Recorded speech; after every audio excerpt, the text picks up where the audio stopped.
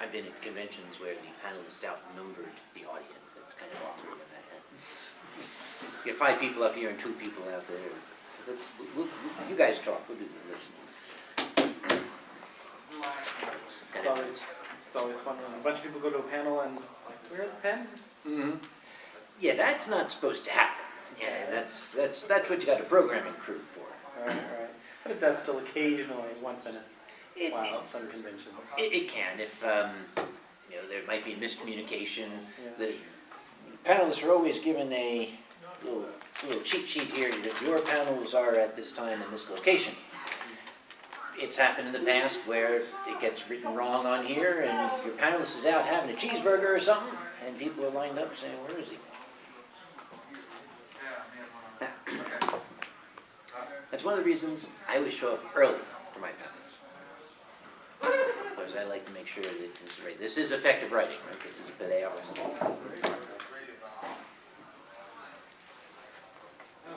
I can't start yet because it's early.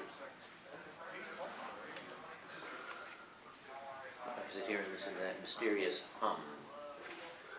You hear that? Yeah, it sounds like HVAC or something.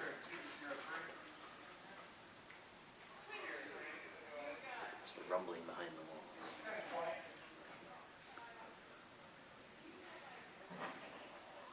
I don't know about you guys, but I'm digging this hotel. I like it better than the old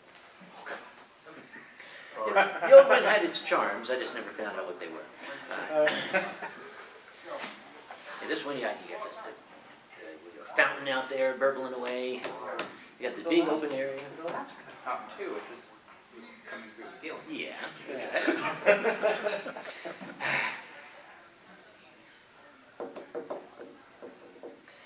It's always an interesting dance between a convention and its host hotel, because Thank you very much. it's bad to have an unhealthy relationship with the hotel. It's very uncomfortable. Believe it or not, it can be equally uncomfortable to have a good relationship with the hotel, because what happens when you outgrow it and have to leave? That's painful. These folk, they were part of your success, and now it's like, well, don't fit no more, sorry. There it is, 1 o'clock. Okay. And there's these things up there. All right, this is, effective writing. Why the hell am I up here? I'm a scientist. I'm not only a scientist, I also write. I write stuff. I've had stories published by Doll Books. Mercedes Lackey's collections have some of my stuff in it. Fur Planet has put a couple of my stories out there. Why? I don't know. They seem to like it. But I've been writing for a long time, and I've been reading for longer than I've been writing. And I think I'm pretty well qualified to tell the difference between a story that is a really good, effective story, and by which I mean it forms all the pictures in your head that the author wanted to, leaves you feeling something for the character, leaves you somewhat changed, and a piece of crap. There's a lot more of the latter than the former. So if y'all want to be writers, I'm going to try to at least give you some pointers. You don't necessarily have to take what I say as gospel, because I ain't perfect, just close to it. All right, you're going to write a story. And chances are, since this is a furry convention, chances are the story is going to be a furry story.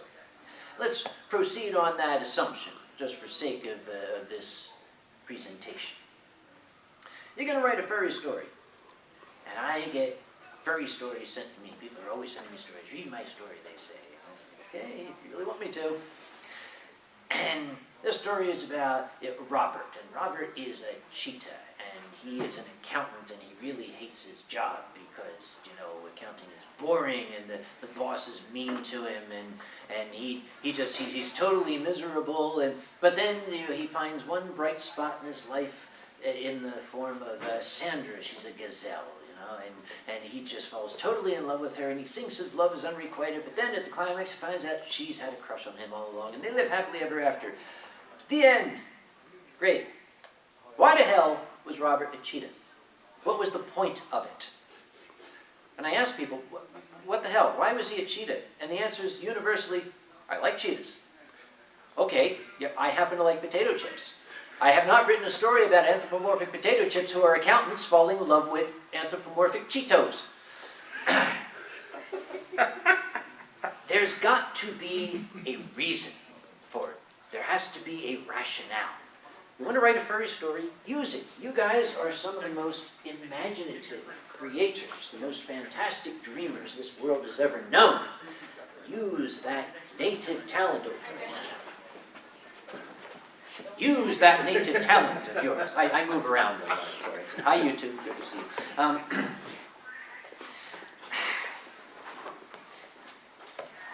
Let's see. Robert's a cheetah.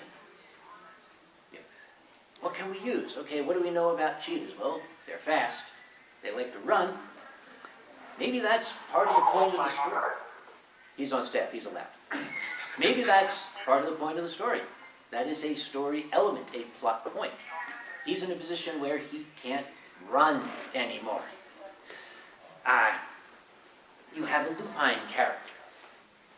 You can use the sense of smell that lupines have, the fact they can see in the dark, they can hear, they can sense things about people that people themselves don't even know. Make it a part of the story. If you write your story and you can replace the species name with the word plumber and get the same story, then you did it wrong. Okay, so you have thought up a story, you've got the idea, you know exactly why this character is going to be a furry character. This is beautiful, I'm going to take it off because it's flat on my face here. Now, you're going to sit down and you're going to start writing your story. Your story has 3 basic elements. The beginning, the middle, and the end. You know, class ended. Any questions? I'm going to cover those in turn. The beginning. You see, it is still true, although the world has changed a little bit. Back when I first started writing, you wrote because your story was going to wind up in this thing that we called a book. Picture an analog Kindle. And in order for somebody to want to read your story, they had to go to this place that we called a bookstore. And they would go and they would pick up this so-called book, and they would turn to the first page, and it says, John was a 6 foot, 1 foot tall wolf morph with jet black fur and piercing yellow eyes. Next! It's boring! There's nothing there that grabs the reader's attention.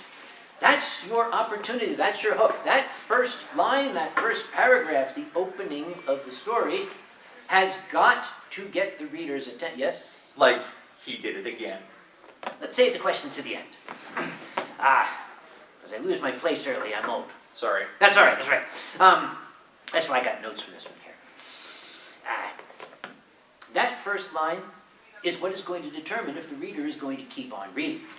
If you bore him, he's going to pick up another so-called book and spend his $1.95 or whatever it is today for those things. I don't remember. 99 cents. Okay, you're cheapskate, but okay. There are some openers out there that are considered classic. For one reason or another, they are fantastic. There was one the gentleman put out there. It was the best of times. It was the worst of times. It was a bright, cold day in April, and the clocks were striking 13. That one's intriguing, isn't it? Something's going on. There is something very, very wrong here. And that is, of course, what the book is about. You know, you don't know about me without you've read a book called The Adventures of Tom Sawyer. That book was written by Mr. Mark Twain, and he told the truth, mainly. It was like that when as Gregor Samsa awoke. One morning from uneasy slumber, he found himself transformed from his bed into a giant cockroach. I like that one. That's a grabber. It's like, the hell is going on with this guy? I want to read the next line. This is not something that happens every day. Oh, hi, Martha, I'm a cockroach. Oh, isn't that nice, Gregor? What would you like for breakfast? True! Nervous, very, very nervous was I then and am now, but why would you say that I am mad?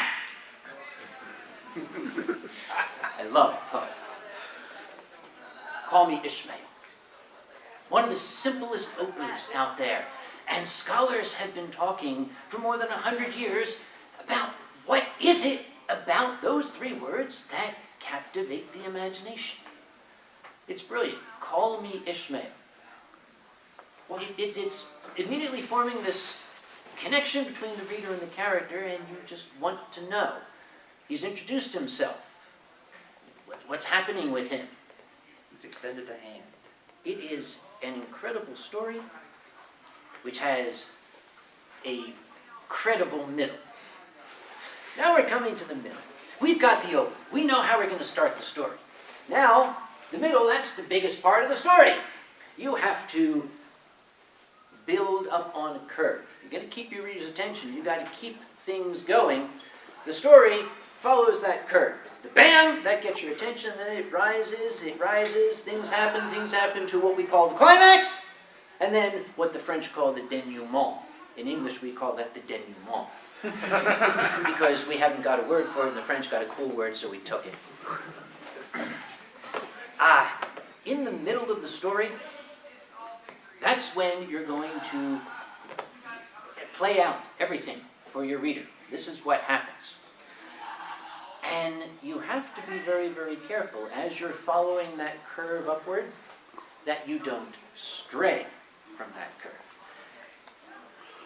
It is very, very easy to start going off on tangents. I cannot remember which of the great authors it was who said that every word, every single word in that story must point in some way to the climax. There's got to be a reason for every word in there. One of the most famous writers in American history, Herman Melville, Moby Dick, or the White Whale. He had that opener, Call Me Ishmael. We proceed to the first chapter, where Ishmael goes to the Spouter Inn, and they don't have a lot of room, so he's given a room where he has to share a bed with Queequeg, the savage as he was called, a South Sea Islander. And our friend Ishmael awakens to find Queequeg hugging him. This says a lot of things about Ishmael's relationship with Queequeg, and a lot of things about Herman Melville, too. If you go to that so-called bookstore, as I said, pick up the book Moby Dick, flip to about page 73, and then flip forward to page 192 and rip it all out. Because Mr. Melville then launches into the scene at the wharf, where yonder is Ahab, and he's wandering around grumbling. Ahab looks exactly like Anthony Quinn, and he's like, oh, it's a whale, and oh yes, the prophet. Isaiah, the prophet guy comes up and says, yes, Ahab, he will rise and beckon, and all save one will be lost. And people are like, this guy's nuts, don't listen to him. Then we launch into more than 120 pages describing how to load cargo into a 19th century whaling vessel.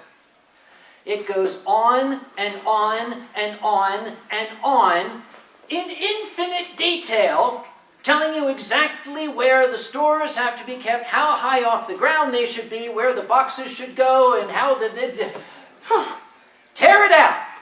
You're left with Moby Dick, the pamphlet. And it's a wonderful pamphlet. Because then we get to the point where it's like, the stabby part, and the, Hell's Black Heart, and oh, hell yay! After I got through loading that damn ship. It is very, very simple. You've got a great scene. You want to use it, but it doesn't fit. Set it aside. You can put it in a file on your word processor. You can use it in another story. It's a great scene. It's just not for this story. And one of the biggest things people do, one of the greatest crimes when they create this gratuitous scene is when they think they have to have a sex scene. Sex is a plot element. It's not the plot. If you want to write porn, go ahead, write porn. But don't try to pass it off as literature. You want to tell a story, and it's going on. Hollywood does this all the time. You know, right? Oh, where's the car chase? The guys are behind us. Oh, let's pull off into a cave. Wait, back to the car chase. All right. What was going on in the cave? Oh, yeah, they were just having sex. We had to do that for the audience. No, I was liking the car chase. You know, there's no reason for them to be doing that. In fact, I can only think right now of one sex scene which was thrown in. We thought it was gratuitous, but then it turned out to be a story element. You've all seen The Terminator. So no spoilers here? Yeah, when Sarah Connor starts having, nookie with the guy from the future, and then we find out the offspring of that particular coupling is the sequel to the story. You want to have a sex scene, I just know it. You guys are just bursting at the seams. Put it aside. Put it in a porn. Keep it out of your story. You can destroy a story with a gratuitous scene like that. Think about what would happen if Melville's hormones were raging and he wasn't satisfied with Queequeg and Ishmael in the bed at the beginning there. Can you imagine at the end of that? Here's Ahab. As from hell's black heart I stab at thee. For hate's sake I spit my last breath at thee. I just can't quit you, Moby Dick. That changes the scene, doesn't it? It doesn't quite have the impact. Some people are kind of getting off on it. They already, the Moby Dick part, that got them to begin with, okay? All you pervy whale fanciers, but no, just leave it out.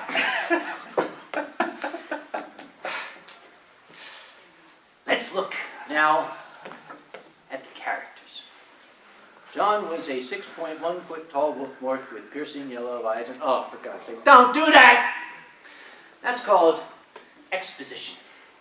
When you simply throw a bunch of words out there to describe in detail what you think your reader should be seeing. It takes a bit of talent, it takes a bit of practice. And a very, very good assignment I would give you if this was a class would be write 3 pages and put a furry character in there and let me know exactly the species, the height, the weight, and the color of that character without using the species name, without using any numbers, and without using any colors. John was a 6.1 individual. It's dull. But what if, John ducked through the doorway. As low as he ducked, he still hit his head, as he did every single time. I'm going to get him to fix that goddamn thing one of these days. And he sees a coworker. Hates that coworker. It's a snide little rat. Not a rat, but you know what I mean. The coworker, hey, here's Big Bad. Jesus, yeah, that was funny the first 50 times, Sid, okay? See what I'm saying? They say in the writing circles, you should show these things. Don't tell people. Use description. We've got all sorts of senses besides just our visual senses. We have tactile sense. We can touch things. We can hear things. We can smell things. You can use those other senses. In the example of our 6.1 foot tall wolf morph, one of the reasons that his coworkers might be a little wary of him, number 1, he tends to shed on the furniture. And number 2, just his luck, they got a business meeting today, and it was raining outside.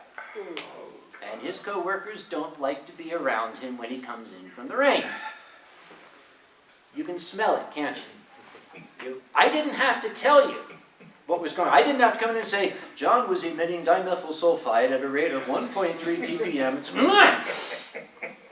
I'm a scientist. I know what that means. Your reader doesn't know what it means. But everybody knows what a wet dog smells like.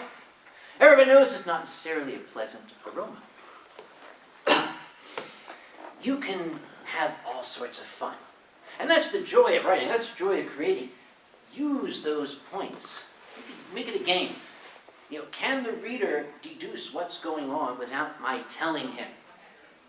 There's another exercise that I might say to somebody. Write me a paragraph that describes this room. And people will start saying, well, you know, there are 8 fluorescent lights. The floor looked like, you know, a 1970s designer threw up on it. There was a wainscoting. You know, a fire alarm pull box. There was a door in the back that went God knows where. What about depression made real? You know, all of these things, they're details, but are these details important to the story? Is it important that there are 8 lights up there? Is it important that there are 6 lights and 1 is broken?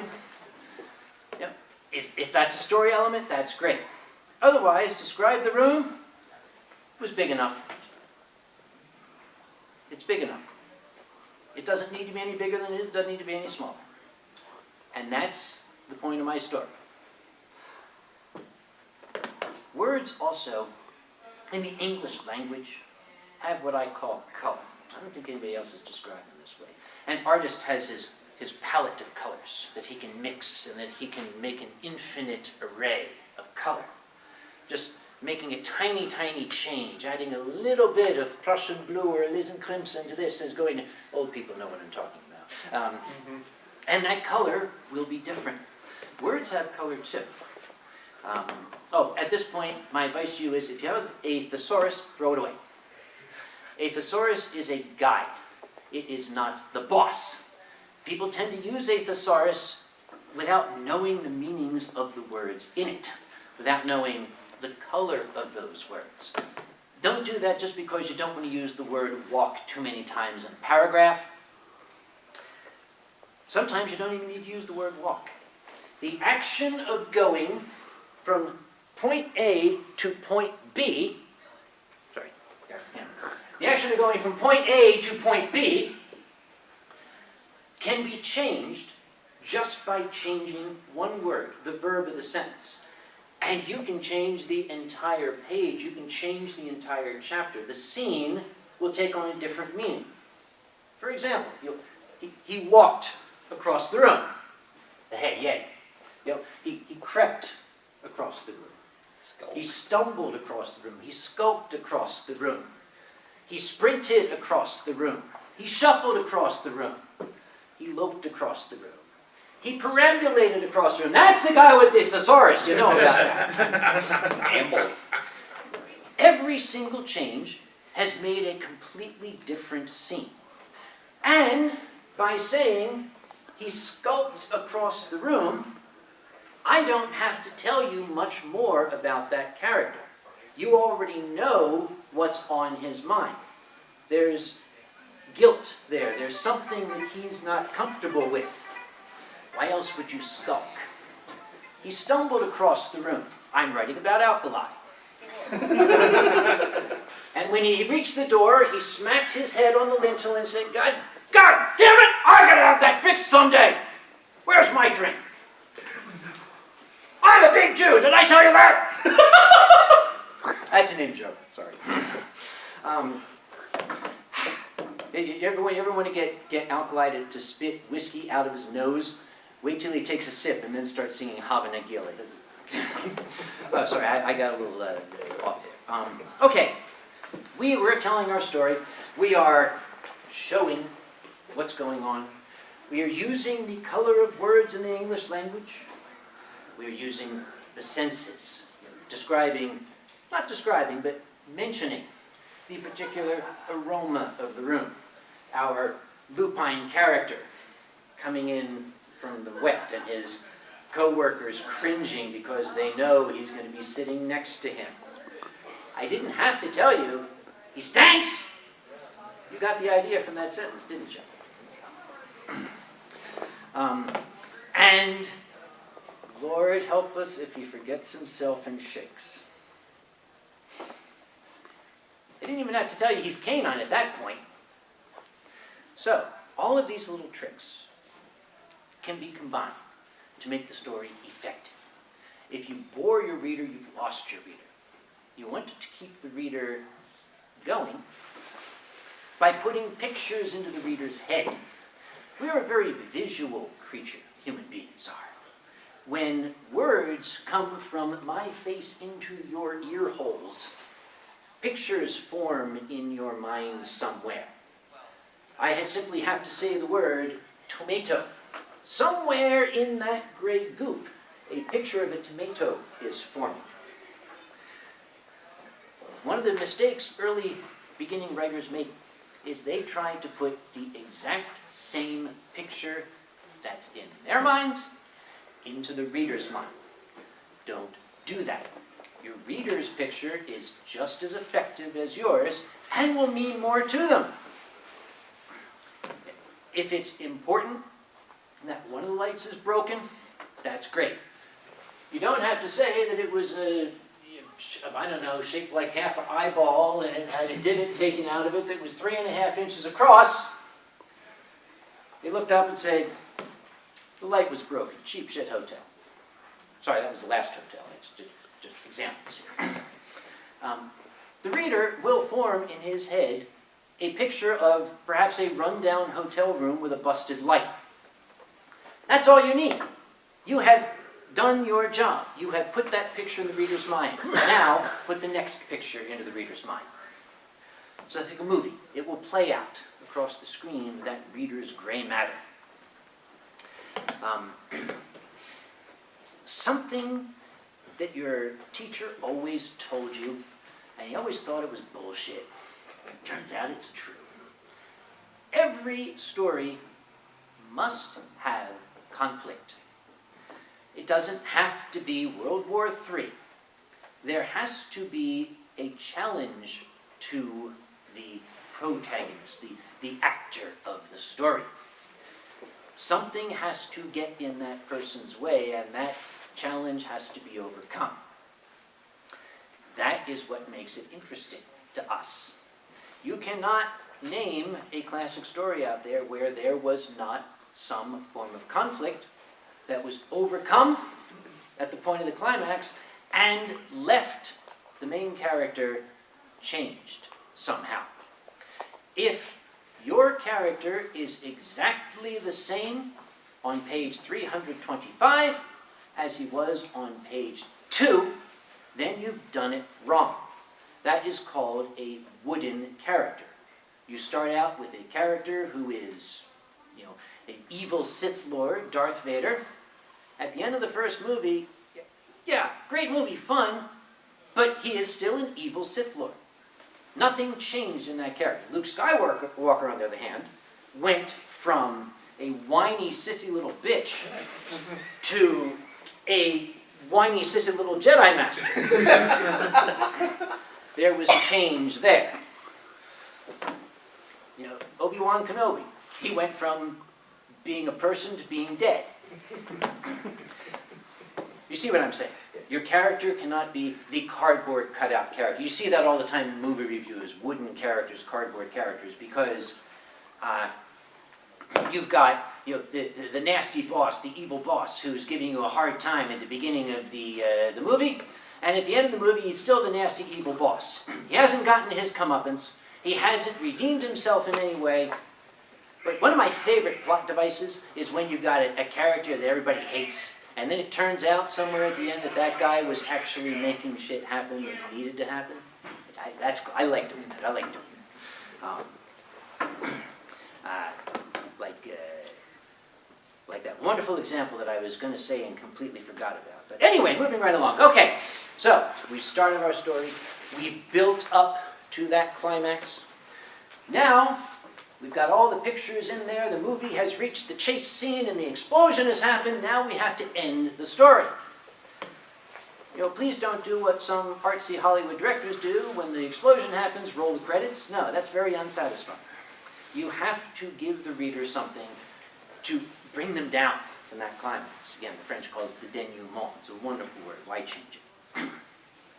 There are some very, very good ending lines out there. That's your closure. That's your vibe to the reader. You want to close it off with something that the reader is going to sit back and say, whoa, okay, that was good. There are instances where, for your purposes as an author, you might want to leave something vague, Mr. Lucas. For like 6 whole movies. And then suddenly at the end, you're going to want to try to tie every single loose end up, Mr. Lucas. Neither of those works very well. You don't have to tie up every loose end, but you have to do enough that the reader can complete the story in his head. I got some wonderful ones here. And the deep and dank tarn at my feet closed sullenly and silently over the fragments of the house of Usher. There's a morbid, dreary, dark story and a morbid, dreary, dark ending that leaves you with a lingering shudder. Poe is very, very good at that. You ever read The Telltale Heart? Mm-hmm. That's another one. That's one where it can be effective, that the climax of the story can be where the credits roll, because you don't need to say anything else. You can over-describe. If you've given the reader enough to know what's going to happen, you can stop. If you haven't read it, spoilers, if you haven't read it, give me boundaries here for me. This guy, he's a dick. He doesn't like the old guy who's his roommate, because the old guy's got like a glass eye or something, and the guy, he's like, ew, I don't like that, that's gross. But he starts focusing on it, and it drives him crazy. For some reason, people get driven crazy a lot in Poe's stories. He liked opium. But anyway, and absinthe. This guy eventually he says, okay, I'm going to kill the old guy because I don't like his looks. As I said, he's a dick. So what he does is he kills the old guy. And then he chops his body apart and puts the body parts under the floorboards of his house and nails it back in place and cleans everything up. The perfect crime. Then the police show up. The police show up and they're saying, hey, where's the old guy? The neighbors are worried. No, don't worry about it. He's off in Europe. I don't know, vacation. Yeah, that's what he's going. And he's so confident that he's going to get away with it, he invites the police in to have a drink. Because, hey, I got away with it. And while he's happily talking with the police, he hears a sound coming from somewhere, and he realizes that's a heartbeat. And he's talking louder and louder to try to drown it out, and he realizes it's coming from under the floorboards. And it's getting louder and louder, and these police are just going on, happily talking. He's saying, how come they can't hear it? They can hear it. They are screwing with me. They are doing this deliberately. They have to hear it. It's deafening. They have got to hear it. And finally he just slams flips the table and shouts, villains, dissemble no more. I admit the deed. There, tear up the planks. It's the beating of his hideous heart. The end. You don't need to go through the trial and the conviction and the hanging and all that stuff. You know that's going to happen. Actually, he gives it away at the beginning. He gives it away at the beginning with that wonderful opening line. True! Nervous, very nervous was I then and now, but why would you say that I am mad? You just picture this guy in a straitjacket. Yeah, I got a story to tell you. I love Poe. There is an incredibly good ending out there in an incredibly shitty story. Sadistic high school teachers for the last 60 years have been forcing innocent children to read Ernest Hemingway. He is the most disgustingly stupid writer. It's bad writing. It's crap. You ever read Hemingway? Did you ever read Hemingway? Don't! Oh yeah, I did. Oh my God, I'm sorry! And look what he did to this guy's 21 years old. Sorry, just joking. Ernest Hemingway wrote crap. Why do they call him the father of... Did you read it? You like Hemingway because you didn't read it. That's why. The night was hot. It was a hot night. It was a good sort of night. The sort of hot night when men with large testicles sit about the fire and say, it is a good night. It goes on like that for pages and pages and pages. For whom the bell tolls. The main character, Robert Jordan. And you know his name is Robert Jordan because he is always referred to as Robert Jordan. Not Bob, not Robbie, Robert Jordan. Everybody addresses him as Robert Jordan. Good morning, Robert Jordan. Robert Jordan said good morning back. It's like Hemingway was bound and determined that you were going to know this guy's name was Robert Jordan. You ain't going to forget it. He's fighting with the communists in the Spanish Civil War against the fascists. For those of you who didn't know there was such a thing, shame on you. Because Hemingway himself had done such a thing. He had fought with the communists in the Spanish Civil War. He was a correspondent. Yeah, he's a correspondent, but he fired a gun a lot of times. Because let's face it, it's Hemingway. This is a man who cannot get through a chapter without describing bull testicles. I mean, really, every single chapter is going to talk about the bull testicles somewhere. He was really fixated on testicles. They're in every one of his books. It's like Ahab, you know? It was a crappy story. It was agonizing to read. But as my granny once said, every once in a while, even a blind chicken can find a piece of corn. Because Hemingway, I don't know, maybe he was drunk or sick or something. He actually wrote a good line. And it's one of the best endings out there. The main character, Robert Jordan, in case you forgot his name, has been shot up by the enemy, and the other partisans are carrying him through these thick woods. And he tells them, okay, I'm not going to make it. You guys leave him behind. I'm slowing you down. Okay, it might sound like a tired old trope. That's the first time it got done, so that was the introduction to that. Okay, I am slowing you down. Leave me here with a rifle. I will hold these guys off so you can escape. Spoilers, I don't care. You don't want to read this shit. Trust me. So they leave him there, and Robert Jordan, in case you forgot his name, he's like shot to hell. You know, and he's lying there, and he brings the rifle up and mops the blood out of his eyes, and he's sighting down, and through the trees he can see the shadows of the fascist soldiers emerging from the fog. And the very, very last line of the book is, he felt his heart beating against the pine needle floor of the forest. I read that and I was like, did he hire a ghostwriter for this last line? Because think about it. He didn't need to tell you what happened next. And that puts you in that situation. Remember I said use the senses? Felt his heart beating. He's anxious and everything. He's lying on his stomach. The pine needle floor. Immediately you can sense pine needles.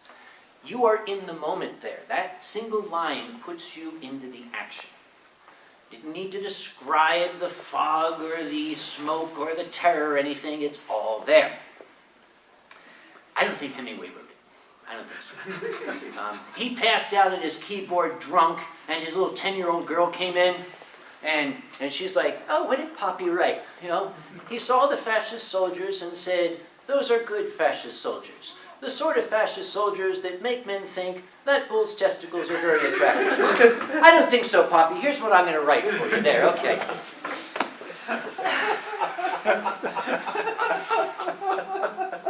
Yeah, Hemingway had balls on the brain. Doesn't everyone? Oh no, this guy was. I think he had balls for brain. I mean, look at his writing. Next time I do the talk, I'm gonna bring one of his books with me. Yes. Old Man on the Sea. Oh, the Old Man and the Sea. He started out as a young man at the beginning of the book. So did I. And when he spends 3 pages talking to the fish, which he hasn't actually caught yet, but he'll just kill me now. Okay, all right. So we had a great beginning. We have designed our character so that there is a rationale for the character to be who and what he is. The unique features of that character are what make the story. You've written a great ending. You should better have give it to a friend, but not a good friend. Give it to a friend that maybe you owe money to. You want to give it to somebody who's going to hand it back and say, well, you know, it was pretty good, but this part sucked. Because if you hand it to a friend and they say, oh, isn't that nice? If that's what you're looking for, give it to your mom, okay? She'll put it on the refrigerator. If you want to give it to me, I'm going to tell you what I think. So be ready for that. And, oh, I get it all the time. I say, okay, you kind of blew it at this point here. I'm never going to write again. Well, good. I'm sorry, because if that's your attitude, you know, what were you looking for? Were you looking to tell a story, or were you looking for praise? That's what I say. You're looking for praise, give it to mom. Not my mom, she's honest. But if you are looking to write a story and you want somebody's opinion, the reason you want somebody's opinion is you want to know where the flaws are. You're very familiar with the book. The first story that I had published professionally was called Tweet in the Head. It was in a collection that Mercedes Lackey put out called Flights of Fantasy. And before I sent it to her, I sent it to a friend of mine. He goes by the name Kyle Gold now. He's a very good writer, and I knew that then. So I sent it to him, and I said, okay, I need a quick read. He contacted me 3 days later, and he said, all right, great, up to the end. You blew the ending. I'm like, well, what do you mean? It's nice, oh, dramatic, it's BAM, and it's a yay! He said, yeah, the ending is a great ending, but not to this story. Because, as he explained, and I realized he was right, I had a story where the main character pretty much had shit happen to him left and right. And at the end of the story, things get fixed because of what somebody else does. The main character never really had his moment. All I had to do was change a couple of words. Wasn't that guy, it's now my main character who never was able in the past to do such a thing, but finally was motivated by all the crap that's happening. God damn it, here's what I'm going to give to you. That made it work. I am infinitely grateful to Kyle for that piece of criticism. It's what I needed. If he had just sent it back and said, oh, that's nice, I would have sent it to Misty, and she would have wrote back, yeah, the ending sucks, I ain't putting it in. One of the greatest, most fantastic furry stories I ever read. And again, it's the senility creeping in. It seems to me it was Will Sanborn who wrote it, and I can't remember the title. It was in a collection called Historomorphs that was put out a number of years ago by Zachary Childs. And if you think of all the things I told you about making the character have a rationale for being where he is, and for what he's doing. This story had it all. It was perfect. It played upon a question that scholars have been batting back and forth for the better part of 250 years. Everybody knows what happened on the night of April 18th, 1775, when the American partisans knew that they were going to be attacked by British regulars because the British really did not want the Americans to be dicks about this thing. They had Mr. Revere and a friend standing on one shore of the Charles River, and the signal was that we need to know where these guys are coming from so we can head them off at the pass. That was later in the cowboy era, but we're going to head them off at the pass back here. Are they coming by sea, or are they coming overland? Simple signal. You didn't have, oh, they're coming by sea. They are coming by sea. Can't do that! Here's a pair of lanterns. If they're coming Overland, put one lantern up there, we'll see it. If they're coming by water, put two up. Easy. Everybody knows who the actors were, except for one. No one knows who hung the lanterns. It was not written down, and to this day it's a mystery. There's speculation all over the place, but it's lost. No one will ever know. So the author created a slightly altered view of Boston in 1775. It was a very cosmopolitan city at the time. There were English people, there were Swedes, there were Germans, there were some Asians, there were people really from all walks of life. There was a small community of visitors who came from Nepal. They were very, very different from a lot of people because they weren't exactly human. They resembled most closely what we would call snow leopards today, snips. And, well, they left their homeland for blah, blah, and now they have settled in Boston. They're not exactly looked upon very favorably because they are the most different of the settlers here, so they tend to be ostracized. My main character is a young male, extremely vain, and it is described that the object of his vanity in his culture is considered his tail. The mark of beauty in a male is the tail, how full it is, how rich it is. And his tail is like, that is a sexy tail. Big and rich and thick and full. But nobody here appreciates it. To everybody else, they don't even see his tail. They just see that he is a thing, a monster. So, as handsome and popular as he was with that amazing tail back in Nepal, here, he's alone. And of course, when you're a young man and you're alone, you tend to be the sort of person that revolutionaries pick out. What did they need? They needed somebody who could be quiet. They needed somebody who could slip unnoticed through the shadows. They needed somebody who didn't need light, who could see in the dark to get up to that tower. This kid was perfect, so they enlist him. He is going to hang the lanterns up there. And he's all for it. He's like, hey, I finally got friends. These guys are great. They're my buddies. Hey, I'm a revolutionary. He gets up into the tower, and he's waiting. It's the Old North Church, highest point in the city at the time. And he's watching. It's cold, but that doesn't bother him. A human being would have frozen to death up there. Not him. Also, perfect guy for the job. But he gets to thinking, what if this doesn't work? What if these revolutionaries fail? They'll get hanged, if they're lucky. What are they going to do to me? I'm not even one of them. And his mind starts coming up with these horrible, horrible eventualities. What if he gets caught? He's working himself into this frenzy. He starts shivering and shaking, and he's getting terrified. And he's about to say, to hell with this, he's going to bolt. And then, with his amazingly keen eyesight, he sees shadows on the river. Way, way, way far out in the bay. The British ship, Somerset, boats coming from that ship.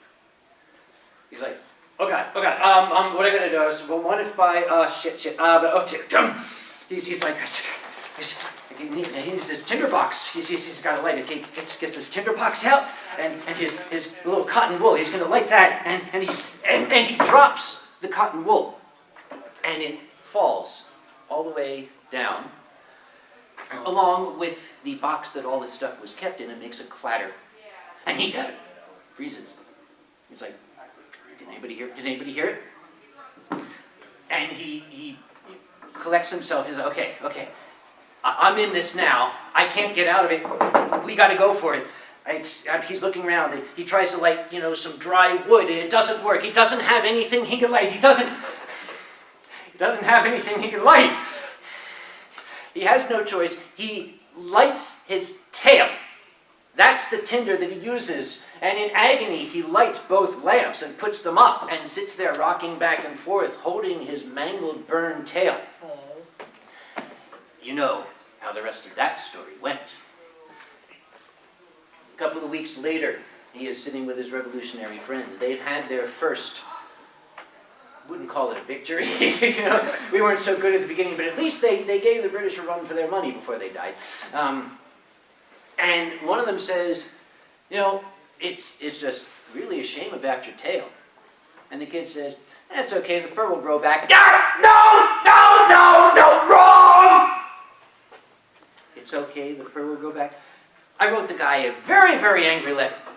Dude, the fuck you doing? That was the opening line. Dude, the fuck you doing? Why? It was perfect. It was a perfect story. Why did you do that? And he wrote back, well, I felt so bad for him. Okay, I felt bad for him too. But that's the point. You're supposed to feel bad for him. His tail will never grow back. It will remain burned and mutilated, but still a point of pride for him. Not physical beauty, but bravery in the face of the American Revolution. His badge of courage. That would have made the perfect story, with one sentence changed. But you blew it, you dummy! I was very upset because I was getting into the story. It had every single element I wanted it to have, but he blew the ending. He should have given it to Kyle. What do you mean? Well, I would have told him. I would have marched right over to his house and kicked him in the bull testicles. I would have.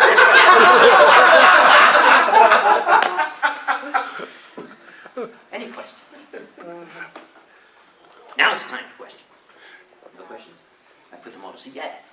All right, so going with stories, there's a lot of stories out there that are very sad, depressing, horrifying, dramas, etc., etc.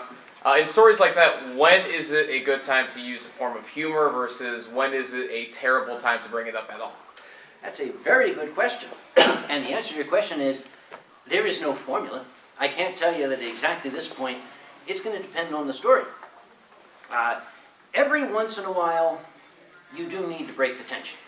You need to give the reader a chuckle, a breather. He's got to take a moment, or he's going to have a heart attack. When does that moment come? You have to decide as the author. You have to figure out where it works best. Hollywood is good at that. They know exactly when to break the tension. I mentioned the Terminator earlier. You know, I'll be back. You know, everybody gets a laugh at that because they know what's coming. It didn't detract from the tension, but it gave you a moment to, okay, now what's next? Terminator was a very, very good story, by the way. The movie perhaps had its flaws, but as a story, it was very, very well constructed. Everything that had to be in there was in there. There were no what we call red herrings. There was nothing in there thrown in, you know, because whatever. And in the sequel even, I don't like the sequel so much, but at least they maintained that spirit. In the sequel, we got a kid who basically is a brat. He's a delinquent, but we know that he's going to need those skills because there's a storm coming. Remember? That was a fantastic ending. He said there's a storm coming. I know. Any other questions? I know that wasn't much of an answer, but I can't really give you an answer. No other questions? Come get whatever these are. They're like, I don't know, they're fruit flavored or something. They are points for our story. That's it. Points. I never remember what they're for. Thanks, guy. Oh, thank you very much. Very nice panel. Silver Gato Man, he bought me a coffee. Silver Gato Man, here is the song for thee. He likes to video all the panels at the cons. You should go and watch them whether they are short or long. Silver Gato Man, you video that's not a jibe. All of you go to his YouTube channel and like and subscribe.